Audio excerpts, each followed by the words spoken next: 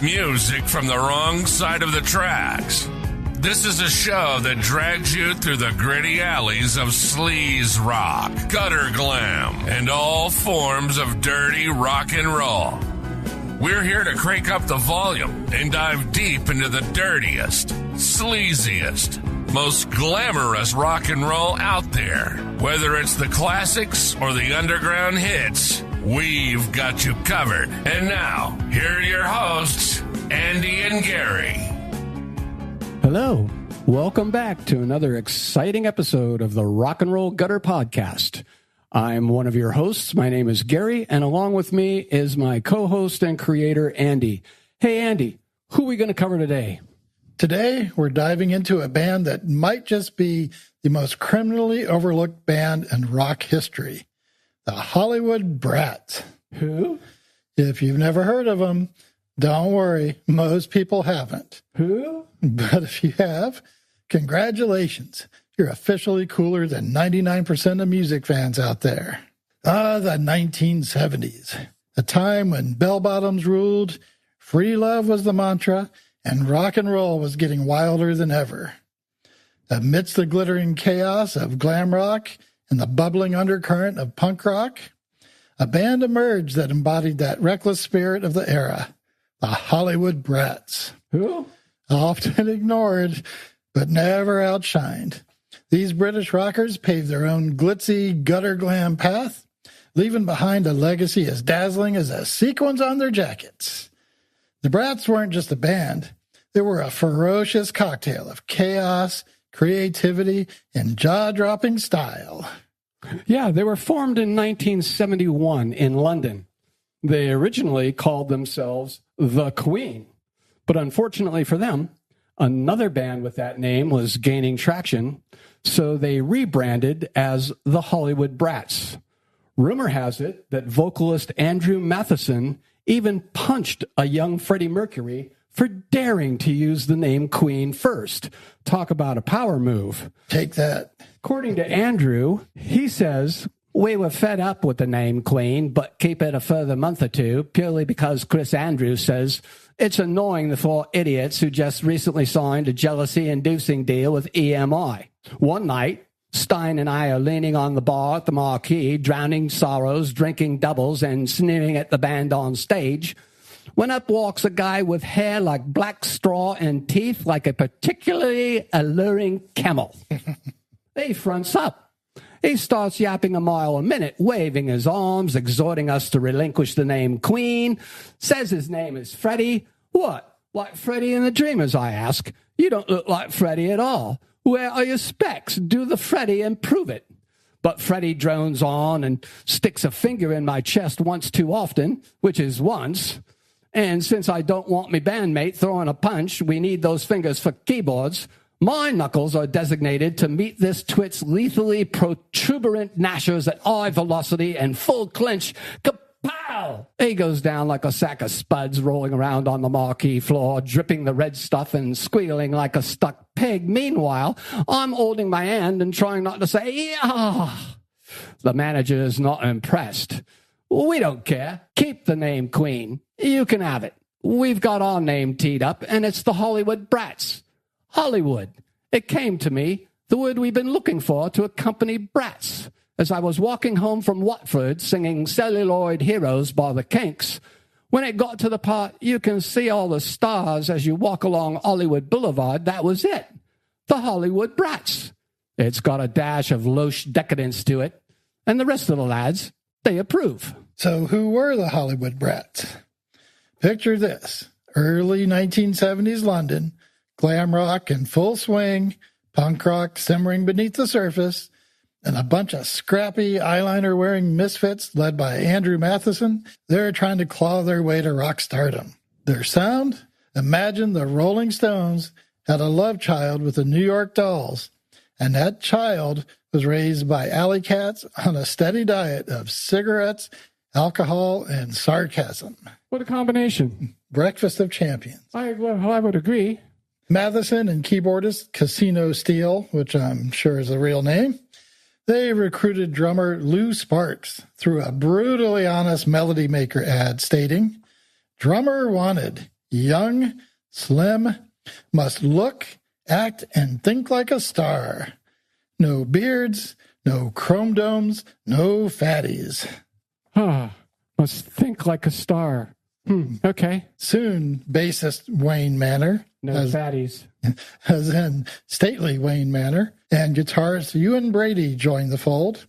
And Brady actually answered another Melody Maker ad calling for a guitarist drunk on Scotch and Keith Richards. And with a lineup like that, you just knew they were in it for the chaos.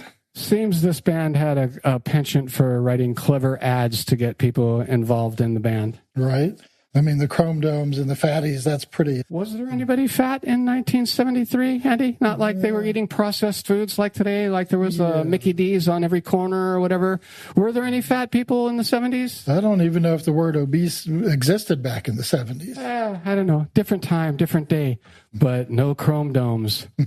Also, do you realize that bald is the new long hair in the century that we're living in now? That's true. There's way more people with shaved heads than actual hair. All these people that spent all that money on Aquanet now spend the same amount of money on Nivea lotion or whatever it is, you know, make that sparkle shine. Right. Chrome dome indeed. Well, what was their sound like? Their sound's a raucous mix of glam rock riffs, punk rock's raw aggression. And they sit comfortably between, say, the New York Dolls and the Sex Pistols. Well, punk rock wasn't even invented then, was it? We're talking early 70s. Yeah, I would say it's more proto-punk. The template, maybe. The template. Yeah, they were kind of building the model. But some critics dismiss them as too outrageous. How can you be too outrageous? This is the era of the Dolls and Alice Cooper, right? Right, yeah. Too outrageous. Yeah, so, glitter rock, glam rock, all that's really starting to come to play. So how can you be too outrageous? But this band's mission... Any press is better than no press, right, Andy? Exactly. That's exactly right. I'd love to go see them, but they're just too outrageous. Right. I'm not in the mood for outrage this evening. Maybe a bit of outrage, but not full-on outrage. Slight annoyance. Not in murderous rage outrage. Right. So their mission was pretty simple. Create unapologetic rock and roll that flipped a glittery middle finger to convention. Or as guitarist Brady put it, the whole point of the Brats was to annoy and disturb. Mission accomplished. Yes, exactly right. Yes. But the only problem? No one wanted them. Not record labels, not radio stations, probably not even their own moms. Not me own mom. Come on, mom.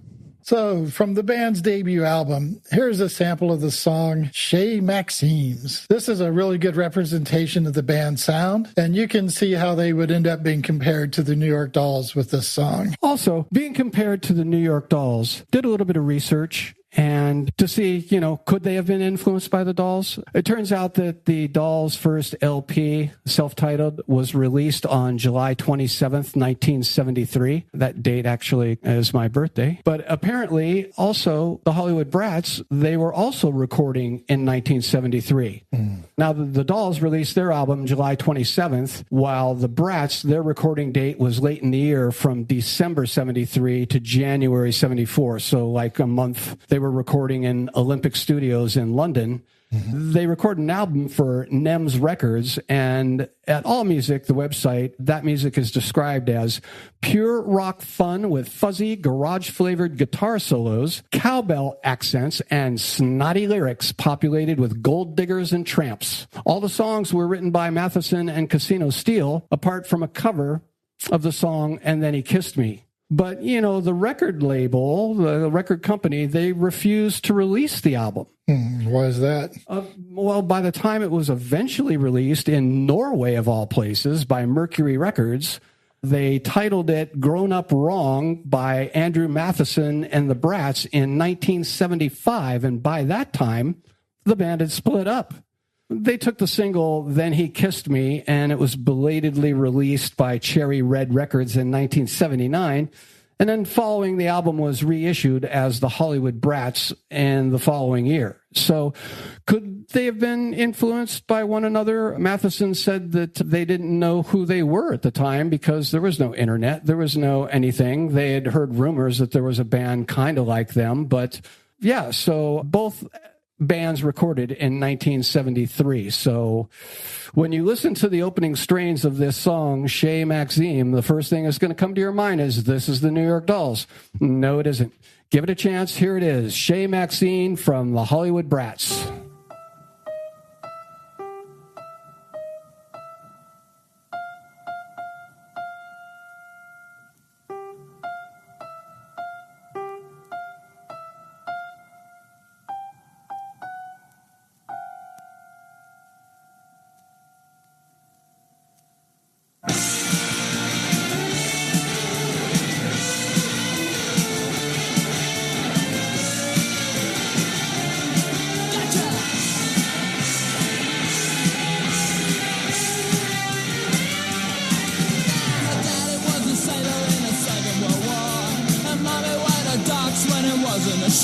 She was sweet 16 when she walked out the door. Hit the road, saw the world, saw the ups and the downs. She went around and around and around and around. Carried on until they read her Uncle Uncle's where she was rich. So rich, yeah. A little massive millionaire was saying he was 21. Invested all her money into having fun. Bought a shadow from casino in the Monica Sun. Every night about 12 and elite clientele. Turn it inside, outside, upside down. Satisfaction guaranteed, everything that you need is supplied. Come inside, come inside. We don't care what you say. We don't care what you play. We don't care what you do. Because Chez Maxime will make your dreams come true.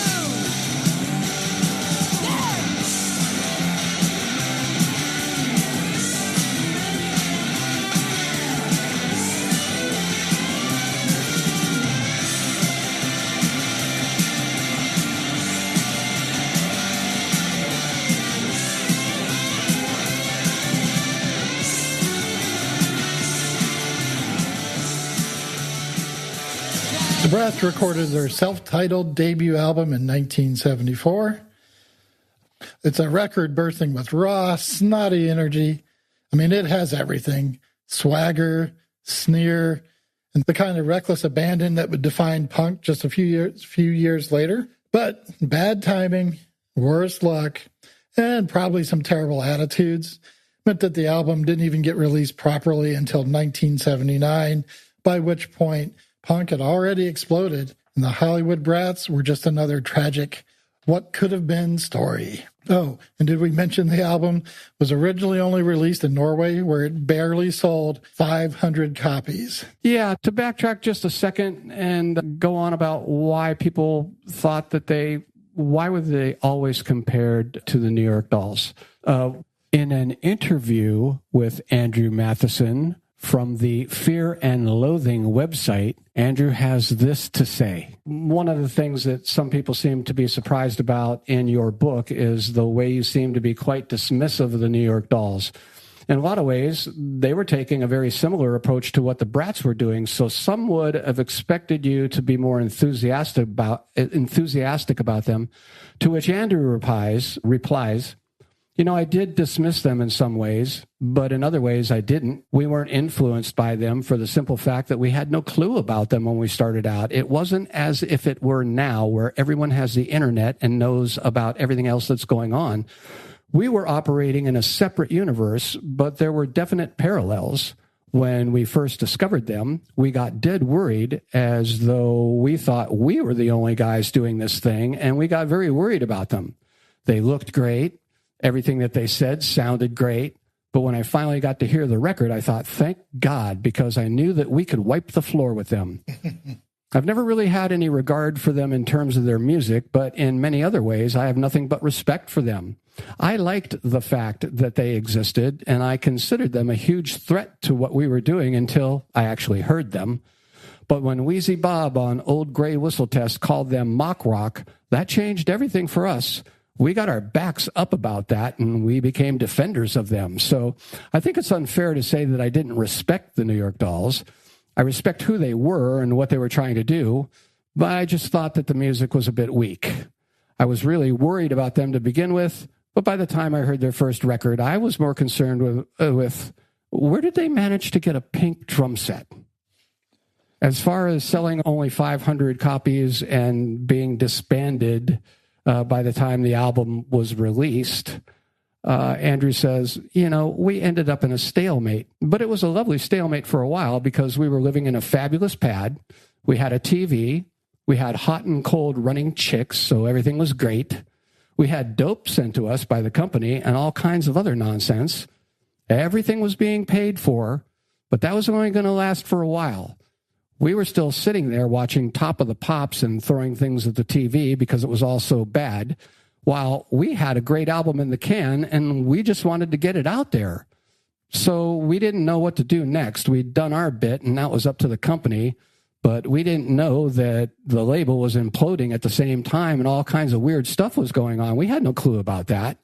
And we also had no clue that all these record labels were going to hate our music. In my book, I list all these different meetings with record labels, and I know they all took place because I have Ken's notes from that period, which he allowed me to use. We went to all these meetings, and every one of the labels basically said, "What the fuck is this?" That was happening to us while our label was imploding behind the scenes. There were some actual times that we went to the office, and as we walked up the stairs, some guy in a suit carrying a briefcase would be coming down with his face smashed in. Well, that's not a good sign. No. But in the end, we heard that they were going to burn our tapes, so we had to sneak in and steal them before they got destroyed. And when you suddenly realize that you're stealing tapes from the mafia, even in a musician's head, something is going to click and say, there's something wrong here. So it all went to hell in a handbasket, of course, and we all started fighting amongst ourselves. Everybody ended up believing it was somebody else's fault and never their own. And I'm not just talking about arguments. We were literally fighting, which was stupid. Then the company stopped paying our rent and we had to get out of the house. We were all really jaded by that point, and we just ended up thinking, well, if the world doesn't want us, fuck them. We split up, and that was it, which was crushing for a while, but maybe not as long as you'd expect. I'm fairly resilient about these kinds of things, but it was very disappointing that we hadn't been able to release the album, and also disappointing to leave my friends. We may have been sick to death of each other by then, but we'd always been able to stick together, and now it was over. Meanwhile, they continued their outrageous live shows, decked out in extravagant costumes and unleashing unhinged energy that often resulted in full-blown brawls. Audience didn't always get them or want to get them, but those who did became lifelong devotees, and there's still a cult following around the band today. Even Keith Moon of The Who called them the greatest band he'd ever seen, and if Keith Moon was impressed, you know that you were doing something right. Let's listen to a little bit of the song Nightmare from that one and only album from the Hollywood Brats. This is a nice trashy song that really nice and gritty, has some aggressive attitude to it, and with a solo that I swear to God sounds like it could have been played by Johnny Thunders of the New York Dolls.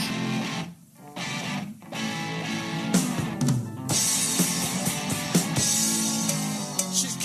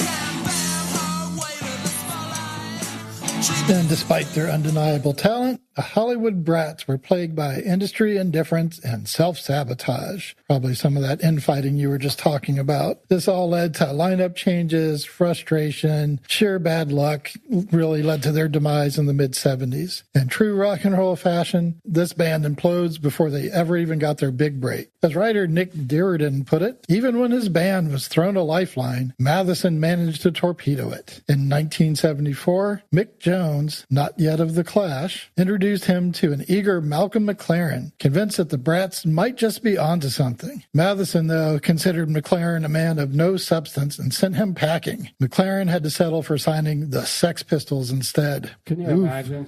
Yeah. Can you imagine, like, oh, look, Malcolm, I don't think you got anything going on, so we're going to pass. Yeah. Thanks very much. Yeah, and then look what happened. The lads might be on to something. I don't know. And which band is probably the most legendary? Got to be the Sex Pistols. Well, it certainly isn't the Hollywood Brats. Who? And speaking of the Hollywood Brats, let's listen to a little bit more of their music. Here is the song Southern Bells from their debut and really, I guess, only album. Yeah, you might want to, when you turn this one up, the first thing you're going to hear is a blatant ripoff of Chuck Berry doing Johnny B. Good. It's not only the intro, but the first couple of verses are actually a blatant ripoff of Johnny B. Good. Yeah, it's going to sound very familiar. Yeah, but the thing that saves it is the chorus. And I like the overall chugging along of the song. So it's a fairly modest little rocker if you can overlook the blatant theft of Johnny B. Good. Here it is, Southern Belle.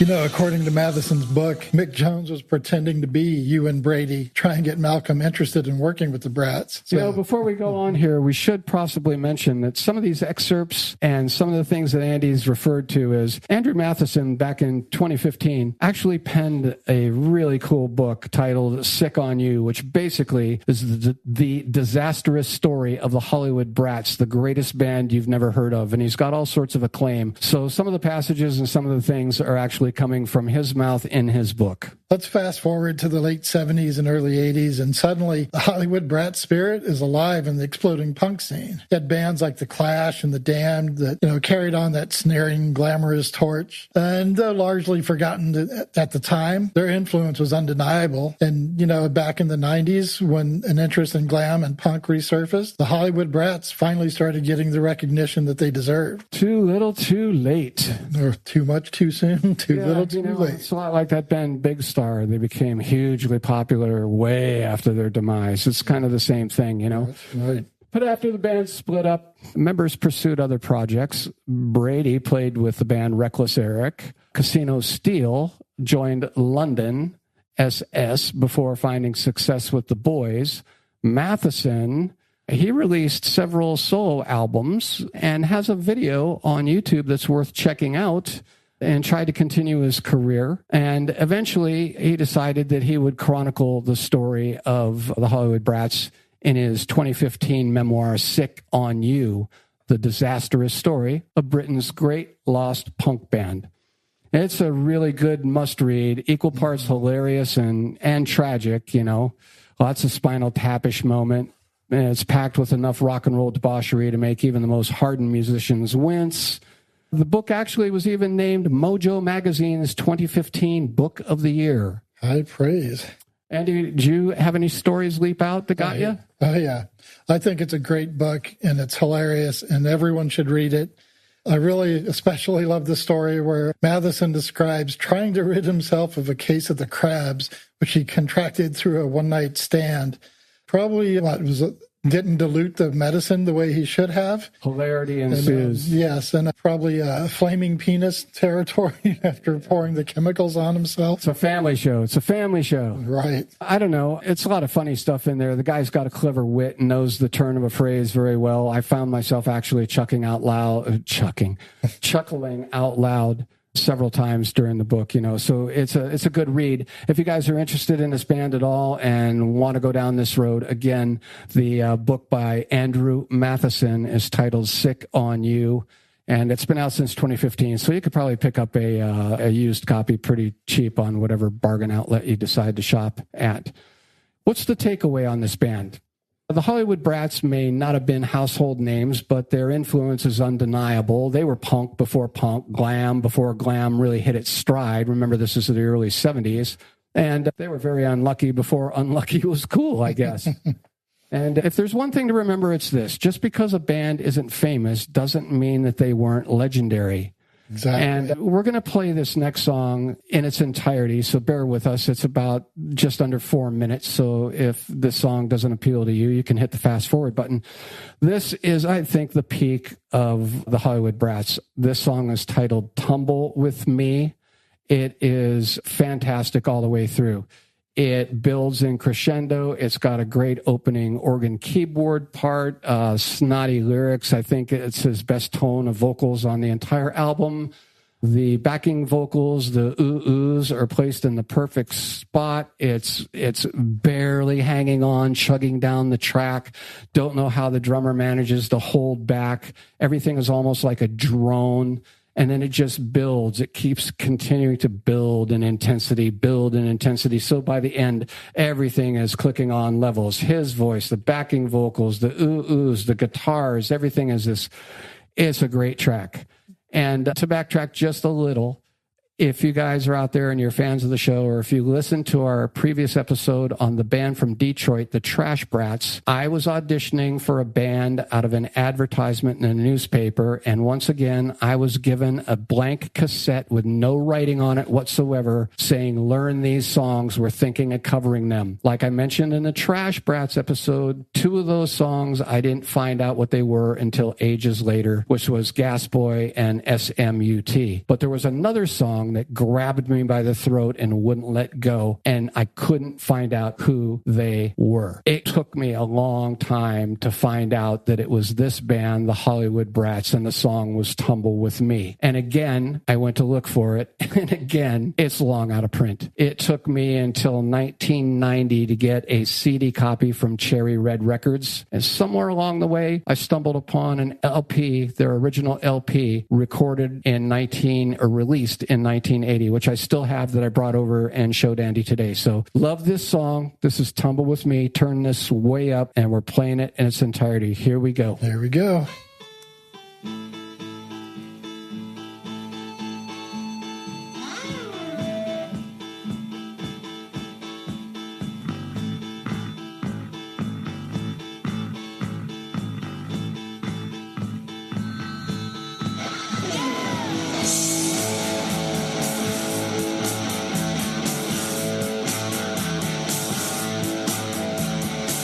You think I'm worried, hurry and sorry.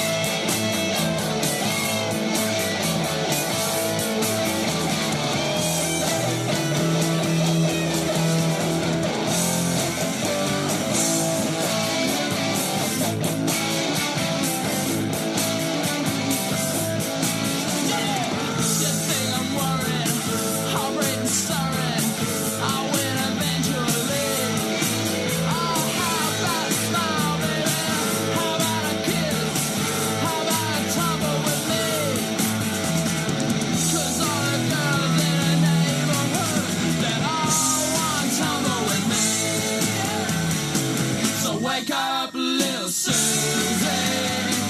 Stop picking your nose. Wake up, little Susie. Put on some decent clothes. Oh yeah. 'Cause all your friends in the neighborhood, they all want to tumble with me. Baby, baby, baby, tumble with me. Come down to my house, tumble with me. I wake up in the morning and surely in the afternoon. But baby, see, I just can't sleep. Tumble with me. My appetite, how to move. Tumble with me. Come in a session with me. Tumble with me. Don't you fight it, don't you hang out the law. Tumble with me. You take the show with me. Tumble with me. For all my life, I always get what I want. So come on, tumble with me. Tumble with me. Tumble with me. Enjoy yourself.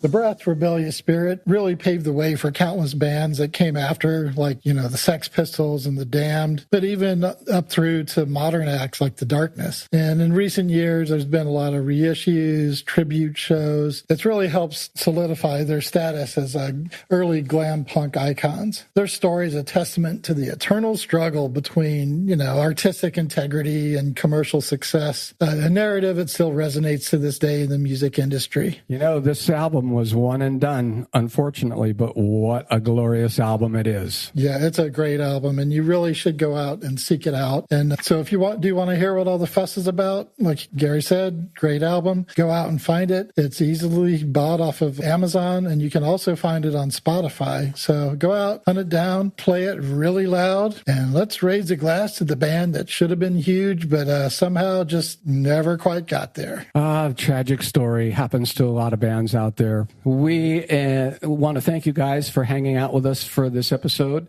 Thank you very much. As always, we encourage you to share the episode with your friends or tell them about it, share the word, and help us reach more people out there like you. Yes, please. As we finish the show on the Hollywood Brats today, we're going to play a song called Sick on You, which epitomizes and falls neatly into the trash rock aspect of our podcast. Lyrics are semi-humorous, and the fact if you find vomiting humorous. But we're going to play this on the way out. Andy, what do you have to say about the Hollywood Brats, and what do you have to say to our audience out there before we go? We hope you've enjoyed our time speaking about the Hollywood Brats, and hope you've learned something new today, and we really hope you go check them out. But for sure, share us with your friends and family or your enemies, and we appreciate all of your time. Especially your enemies. Right. What the fuck is this? Stop sending me this stuff. Yeah, they're asking for it. Exactly. But remember, let's keep it trashy. Thank you. We're out.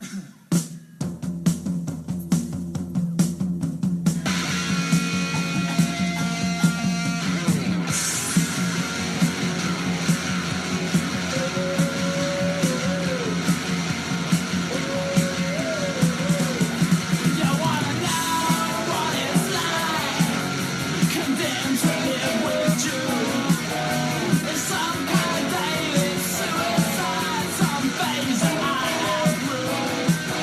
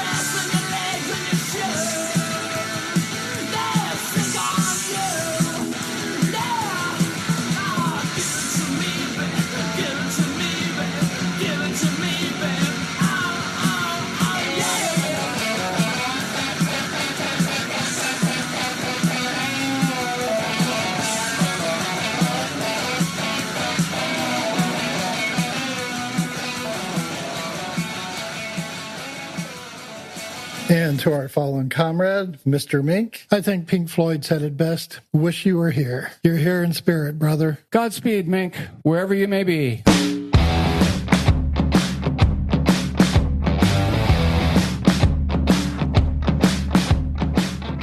You've been listening to the Rock and Roll Gutter Podcast. We hope you enjoyed our deep dive into the dirty world of rock and roll. If you did, please consider subscribing and leaving us a review on your favorite podcast platform. It really helps us reach more listeners like you. And don't forget to follow us on Facebook and Instagram at Rock and Roll Gutter Podcast for all the latest updates, news, and more. Got questions, comments, or suggestions for future episodes? Reach out to us at rnrguttermail@gmail.com. We'd love to hear from you. So join us again next time for another wild ride through the raw and gritty side of rock and roll. So until then, keep it trashy.